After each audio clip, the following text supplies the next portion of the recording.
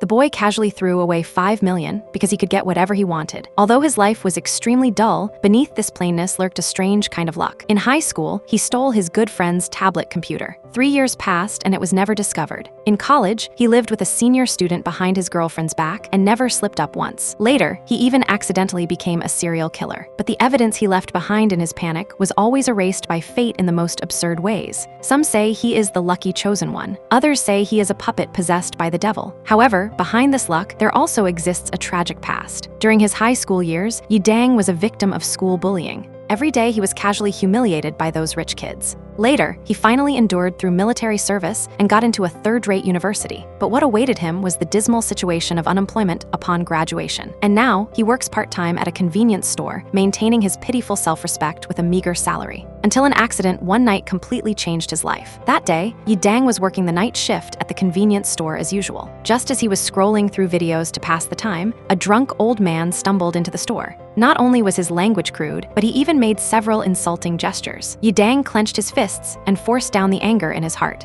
As a bottom-level employee in the service industry, swallowing one's pride seemed to be a required course. Just as the conflict was about to erupt, the old man's companion walked in. The robust uncle immediately took out money to pay and repeatedly apologized to Lee Tang. Seeing the uncle being so polite, Lee Tang couldn't hold it against the old man anymore. Finally, it was time for shift change. Lee Tang borrowed a hammer from the store manager who was playing games. He wanted to nail a newly bought landscape painting on the wall of his rental apartment. That painting symbolized a trace of his longing for freedom, but he never expected that this hammer would ultimately not strike a nail, but instead open the gates of hell. On the road he had to take home, fate played another joke on Lee Tang. He saw that drunk old man from the store who had been making trouble, now lying on the roadside like a puddle of mud. After an intense internal struggle, Lee Tang decided not to meddle in other people's business. However, just as he turned the corner, he saw the enthusiastic uncle who had paid for the old man earlier. This huge contrast stunned Lee Tang. He suddenly felt an inexplicable sense of humiliation. He was clearly being kind-hearted, so why was he being treated this way? But Lee Tang's reaction was quite pathetic. He didn't dare to confront the man face to face. He could only secretly make an insulting gesture behind the uncle's back. However, he didn't know that right in front of the uncle, there happened to be a mirror. The uncle went crazy and beat Lee Tang wildly.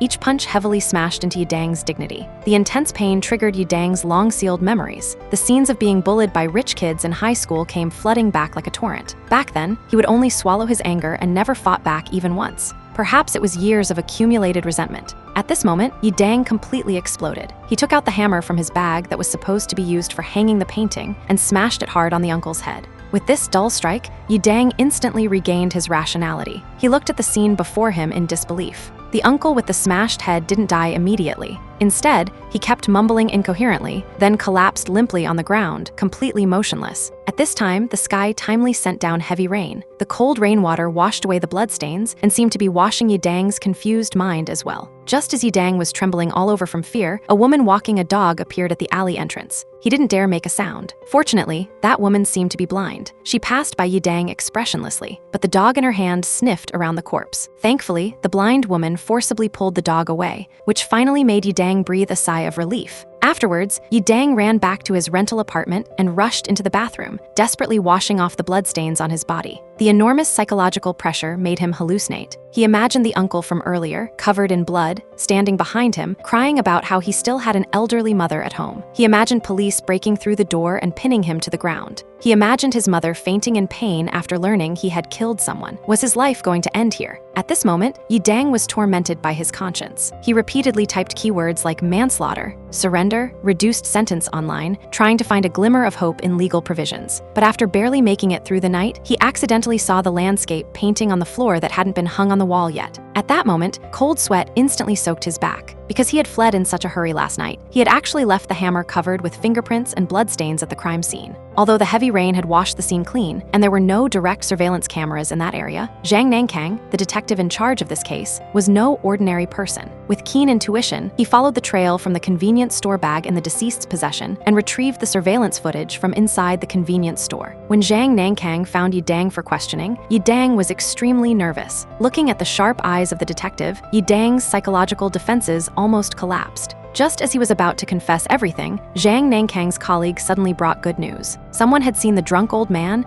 and the uncle from last night hitting each other with bricks. Even the old man's wife came to the police station to give a statement, admitting that she was having an affair with the deceased uncle. She was planning to wait until her child finished the college entrance exam before divorcing and remarrying. Now, the case seemed to become clear. The drunk old man discovered his friend's affair with his wife. The two had a conflict after drinking. They ultimately beat each other to death. But Jang Nan-gam always felt something was off. His instinct as a veteran detective told him that this seemingly harmless convenience store clerk was hiding something. So he watched the convenience store surveillance again, especially the part where Yi-dang borrowed something. However, in the few seconds when Yi-dang put the hammer in his bag, a fly landed on the surveillance camera. That fly, neither too far nor too close, completely blocked Yi-dang's action of taking the hammer. No physical evidence, no surveillance, and with a perfect scapegoat and motive, Yi-dang was once again favored by the god of fate. Although he temporarily escaped disaster, Yi-dang's heart was still tormented. Until not long after, a piece of news completely changed his mindset. Through DNA comparison, the police discovered that the deceased uncle wasn't as simple as he seemed. He was actually a fugitive serial killer who had been on the run for years, a demon carrying an 11 warrant. It turned out that the uncle who was so polite in the convenience store had his hands stained with the blood of innocent people. And that seemingly rude drunk old man was actually an unknowing victim. The moment he saw the news, Yi-dang's worldview collapsed. It turned out he didn't kill an innocent passerby, but a demon who deserved to die. The guilt that had been tormenting him all along vanished in that instant. In Yi-dang's hallucination, the uncle appeared again. But this time, Yi-dang wasn't afraid. He rushed up and grabbed the uncle's neck with one hand. Those innocent souls who had been killed by the uncle seemed to crowd the room at this moment. They reached out countless bloody hands and, together with Yi-dang, used force to completely eliminate this demon. At this moment, Yi-dang completed a complete psychological transformation. Killing was no longer a burden, but instead became a mission of executing justice on behalf of heaven. However, fate didn't plan to let him go just like that. Just when Yi-dang thought everything was over and was preparing to return to normal life, the hammer that Yi-dang had left at the crime scene, which should have become ironclad evidence, was now sitting intact in the blind woman's home. Yi-dang thought he had escaped legal sanctions, but he didn't know he had already fallen into another abyss. The blind girl went to the supermarket for the first time and wanted to extort $2 million from the clerk. At first, the clerk thought it was a joke, but what the girl said next sent a chill down his spine. It turned out the girl wasn't completely blind, only one eye was damaged. That night, when Yi-dang accidentally killed someone, she happened to see it with her own eyes. Even more fatally, the murder weapon that Yi-dang left at the scene was also brought home by her. She demanded $2 million and gave the deadline that is tomorrow. For a poor student working part-time at a convenience store, this was undoubtedly a huge sum. But compared to going to prison, this seemed to be the only lifeline. At this moment, Yi-dang was completely numb. That suffocating feeling of being targeted by a venomous snake instantly enveloped his entire body. But Ryu gave him no room to negotiate. She left a cigarette box with a hammer pattern drawn on it and left directly. To gather this hush money, Yi-dang began the most desperate scramble of his life. He first rushed to return the new phone he had just bought recently, getting back a meager refund. Then he asked the convenience store manager for an advance on the next 3 months' wages. Looking at the manager's puzzled yet concerned eyes, Yi-dang could only make up lies to brush it off. But this was still far from enough. With no other options, he extended his sinful hand toward his family. Taking advantage of his mother's inattention, he stole the bank book his mother had hidden away, and even secretly sold the stocks the family had invested in behind his mother's back. Each banknote gathered was accompanied by the shattering of Yi-dang's conscience. Finally, within the stipulated deadline, Yi-dang brought $2 million in cash to Ryu. But as he was about to give the money to her, she told this is just for this month, and he has to bring $2 million every month. This statement instantly stunned Yi-dang. The $2 million in cash he had gathered was actually just 1 month's hush money. At this moment, Yi-dang felt like he had been played. So he grabbed the hammer on the table and turned to flee from this hell. But Ryu was unhurried and slowly revealed Yi-dang's family background. She had even clearly found out about his sister's upcoming wedding. At this moment, what Yi-dang experienced was a sense of powerlessness deeper than when he killed someone. He realized he wasn't atoning for his sins, but rather feeding a vampire that could never be satisfied. Ryu laid out the terrifying consequences in chilling detail. She explained that if she were to release the evidence she possessed, Yi-dang's sister Yang Hui would be arrested immediately. The police would launch a full investigation into the matter. She made it clear that this would mark the end of everything for him. The game would be over. She then revealed the legal implications he was facing. If he were caught up in the criminal proceedings and legal battles, he would be looking at approximately 15 years in prison for the false murder accusations. However, she dangled a lifeline in front of him. She claimed she had the power to help him avoid all of this. But it was obvious that her help would come at a steep price, binding him to her forever as her puppet. In that instant, Yi-dang felt like an invisible dog leash had been placed around his neck. The way Ryu looked at him was no different from how she looked at the guide dog at her feet. She wasn't just doing this for money. She was enjoying the evil pleasure of trampling people under her feet and turning her own kind into slaves. Yi Dang understood that as long as this woman was alive, he would forever be her slave. At that moment, he no longer hesitated and once again raised the hammer in his hand. This time, there was no accident, only pure killing intent. With a dull, heavy strike, Ryu fell in a pool of blood. Based on his experience from the last murder, Yi Dang didn't flee in panic this time. He forced himself to remain calm. First, he put all the cash back in his backpack. Then he took away the hammer stained with both their blood. After Yi Dang left, the entire villa was left with numerous fingerprints and footprints of his. By all rights, he couldn't escape this time. However, the absurd wheel of fate turned again. A few days later, Song Nae-gong discovered that not a single bottle of milk at Ryu's door had been drunk. Out of curiosity, she climbed over the wall to check, only to discover a horrifying scene in the courtyard. Subsequently, the police sealed off the scene. Jang Nan-gam, in charge of this case, led the investigation team. However, the situation at the scene puzzled all the experienced police officers. Although Ryu died a miserable death, the scene yielded no useful fingerprints or DNA whatsoever. Even more shocking was that the dog had dug up a shallow pit in the courtyard. Looking down into it, there were actually two corpses that had long turned into white bones. After identification by the forensic examiner, it was confirmed that these two skeletons were Ryu's aunt and uncle who had been missing for 5 years. As the investigation deepened, a shocking truth surfaced. This seemingly fragile Ryu was actually a naturally born antisocial personality demon. She lost both parents at a young age and was adopted by her aunt and uncle. In elementary school, just because she thought it was fun, she poured boiling water on her cousin's face. Later, her aunt made great efforts to send her to an elite school, but she mingled with society, took drugs, and became depraved. To monopolize the family property and insurance money, she not only poisoned her own aunt and uncle, but also fabricated the appearance of a gas leak. She even trained this guide dog to eat raw meat, making it accustomed to the smell of blood to help her clean up traces at the scene. So when Yi Dang killed Ryu, this trained vicious dog, out of instinct and habit, licked the scene clean of all blood, inadvertently destroying all physical evidence. However, at this time, Yi Dang didn't know any of this. He hid at home, not eating or drinking for several days, mentally collapsed. He tried various suicide methods, but could never bring himself to do it. He waited in fear for the police to come knocking. Every police siren terrified him. However, several days passed, and the police never appeared. Just as he was about to turn himself in, he saw a news report about Ryu's case on his phone. The news said that Ryu was the real culprit who had killed her own relatives and committed insurance fraud, and that because the scene had been destroyed by the dog, no clues about the murderer were found. At that moment, the pain and guilt of killing vanished instantly upon learning that Ryu was human scum. They were all people who deserved to die. Just as Yi Dang's mindset underwent a drastic change, another crime was brewing in a corner of the city. Two thugs who idled about all day had always held a grudge because they had once been taught a lesson by Park Kyung-won on the street. That night, emboldened by alcohol, they actually took bottles and carried out revenge. In the deserted alley, the thugs ambushed Park Kyung-won, and the dog broke free from its leash and disappeared into the night. At this time, Yi Dang, who had just freed himself from thoughts of surrendering, was preparing to go home and rest well. But when passing through a dark alley, he happened to run into these two thugs. They blocked Yi Dang's way and wanted him to leave his cigarettes. In that instant, Yi Dang saw the bloodstains on the thugs' clothes. Immediately, goosebumps began to rise on his neck. But this wasn't fear, it was a familiar physiological reaction, because the two people in front of him emitted a stench that only he could perceive. At this moment, Yi Dang once again revealed his killing intent. Since heaven had given him this ability, then he would be the one to complete the cleanup. The next morning, two corpses appeared in the ruins of a construction site. When Yi Dang woke up, he found himself lying at home covered in blood, and a bloody brick was placed on the floor. He didn't remember the specific details of last night, but he knew he had cleaned up two more pieces of trash. But strangely, on the table beside him, there was an extra mysterious note. If the first two times were fate's forceful push, then this time facing the thugs was the awakening of Yi Dang's subconscious judgment personality. He began to believe he possessed some kind of superpower to identify evil people. This illusion of maintaining justice would lead him down a path of no return to the Usura realm. Because she took a few photos wearing a short skirt, the girl was targeted by two male students from the same school. That night, she fell victim to their evil hands. For this girl, the physical trauma might scab over with time, but the intellectual shattering of her soul became an eternal nightmare.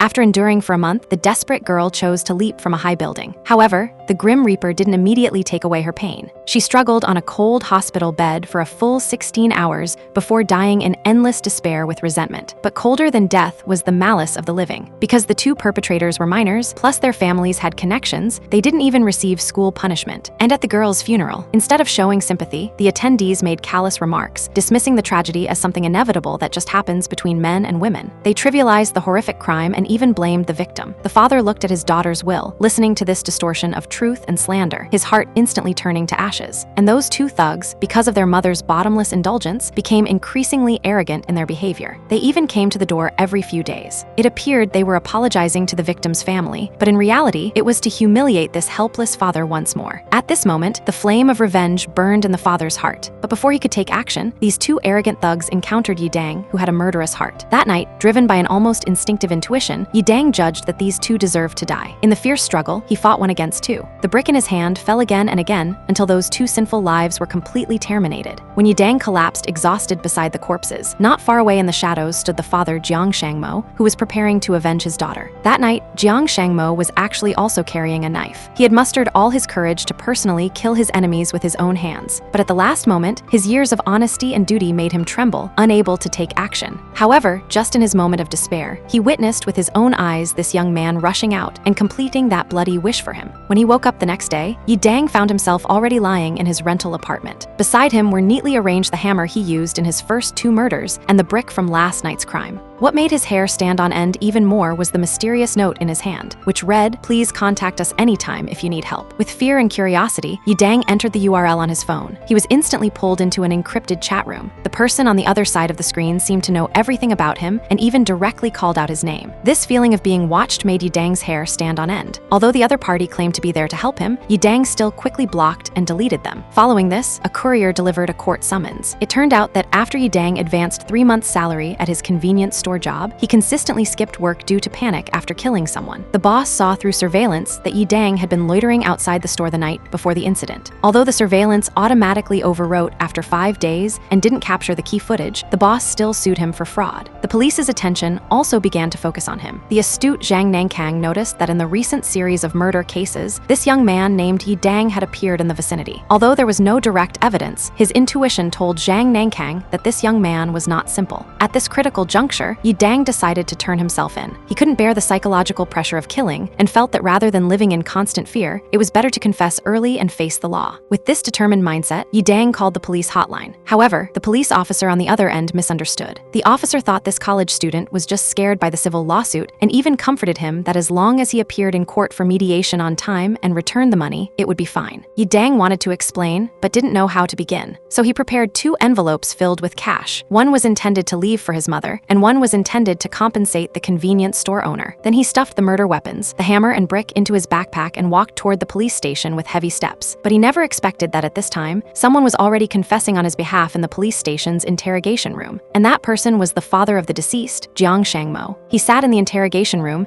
and confessed that he was the one who killed those 2 thugs. For him, the thugs being killed was great revenge fulfilled. Since his enemies were already dead, he was willing to take the blame for that unnamed hero. Although Jiang Shangmo described the crime process in detail, he was vague on the specifics. Especially after learning that Jiang Shangmo had quit smoking, Jang Nan-gam keenly sensed that the real killer was someone else. One of the victims had cigarette burn marks on his face, and the killer used his right hand during the crime, whereas Jiang Shangmo was left-handed. In the face of professional investigative techniques, Jiang Shangmo's lies couldn't withstand scrutiny. After being exposed, he could only leave in embarrassment. However, fate's malice didn't stop there. Just as he walked out the police station door, an out-of-control car came speeding and directly struck Jiang Shangmo on the spot, and the perpetrator was none other than that thug's mother. At the same time, the real killer Lee Tang was on his way to another execution ground. Before going to the police station to turn himself in, he first went to the bank, planning to deposit the remaining money he had into an account. However, the moment he walked out of the ATM, a dramatic scene occurred. 2 motorcycle robbers suddenly appeared, attempting to snatch Lee Tang's backpack. In the fierce struggle, Lee Tang accidentally fell to the ground, causing his arm to dislocate and fracture. The 2 robbers then came to the riverside and couldn't wait to look through their loot, only to discover that inside was nothing but a brick and a hammer. The robbers cursed and threw the backpack containing the key evidence, along with the murder brick, directly into the unfathomably deep river water. Just like that, these crucial pieces of murder evidence once again completely disappeared due to an accident. At the same time, the injured Lee Tang was sent to the hospital, and that injured Jiang Shangmo happened to be there as well. Outside the ward, their fates intertwined once again. Jiang Shangmo, despite having just survived a near-death experience himself, immediately recognized the young man who had avenged his daughter. Seeing Yi Dang vulnerable and exposed in the hospital corridor, he spotted the police officers nearby. Without hesitation, he urgently warned Yi Dang of the danger, telling him to flee immediately before the authorities could spot him. It was a selfless act of protection from a grateful father to the vigilante who had delivered justice for his family. At first, Yi Dang didn't recognize this uncle. Until that moment of eye contact, he recognized the person who had sent him home after he fainted that night. To buy Yi Dang time to escape, Jiang Shangmo made the ultimate sacrifice. He swallowed a large amount of sleeping pills, successfully attracting the attention of all the medical staff and police. Although he successfully escaped from the hospital, Yi Dang fell into confusion until he saw on the news that the two thugs he killed were actually the culprits who drove the girl to her death. At that moment, the guilt in his heart began to waver. It turned out he had killed Scum again. However, at this moment, the mysterious person who had left Yi Dang the help note finally appeared. He greeted Yi Dang and introduced himself as someone from Daejeong. He directly addressed Yi Dang by name, reassuring him that he wasn't a threat but genuinely there to help. After arriving at their destination, he calmly told Yi Dang to get out of the car, ready to reveal something that would change everything. He then took Yi Dang to his secret base, a secret room filled with victim files and various murder weapons. Robin told Yi Dang that he had been secretly helping to clean up the crime scenes all along because he discovered that Yi Dang possessed a talent for identifying evil people. Robin was willing to take out all his savings, 50 million won, just to partner with Yi Dang and become the world's street sweepers. Initially, Yi Dang refused. He didn't want to become a murderer. He only wanted to return to a peaceful life. But when he saw the walls full of crime files, saw those dark corners that the law couldn't reach, combined with the accumulated crimes of those he had mistakenly killed shown in the news, a strange sense of mission arose in his heart. The guilt of killing gradually evolved into pride in eliminating evil and upholding peace. When he encountered a seemingly respectable man in a suit on the street again, his evil radar once again sounded an alarm.